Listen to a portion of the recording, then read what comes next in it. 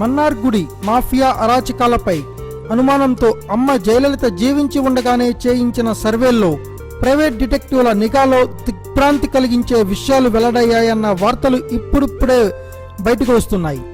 2012 December మొదటి వారంలో శశికళ కుటుంబ సభ్యులు పలువురు బెంగళూరులో రహస్యంగా సమావేశమైన సంగతి కూడా జయకు తెలిసింది. అక్కడ వారి సంభాషణను కర్ణాటక ఇంటెలిజెన్స్ వర్గాలు రికార్డు చేసి నాటి తమిళనాడు డీజీపీ కె రామానుజానికి అందించాయి. అక్రమాస్తుల కేసుల్లో జయ సీఎం పదవి కోల్పోతే ఎవరు సీఎం అవ్వాలని ఆనాడే శశికళ కుటుంబ సభ్యులు చర్చించుకున్నట్లు తేలింది. ఆ తర్వాత జయ శశితో మన్నార్గుడి మాఫియా విషయంలో చాలా అలర్ట్ అయ్యారు.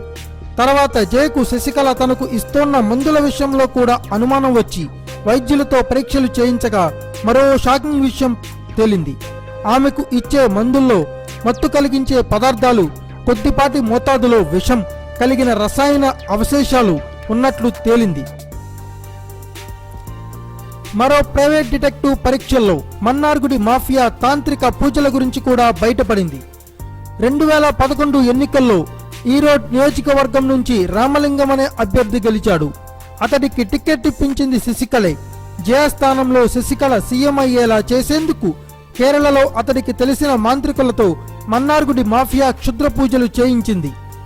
అయితే రామలింగం చాలా తెలివిగా ఆ ముఠాను మోసం చేసి తాను సీఎం అయ్యేలా క్షుద్ర పూజలు చేయించినట్లు నిఘాలో తేలింది. తర్వాత జయ మన్నార్గుడి మాఫియాను తన ఇంటి నుంచి వెళ్ళగొట్టారు. వాళ్లపై ఏసీబీ దాడులు చేయించి వారి నుంచి కోట్లాది రూపాయలు స్వాధీనం చేసుకున్నారు.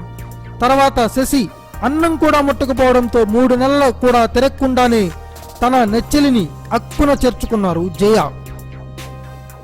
Thanks for watching. Please subscribe our channel.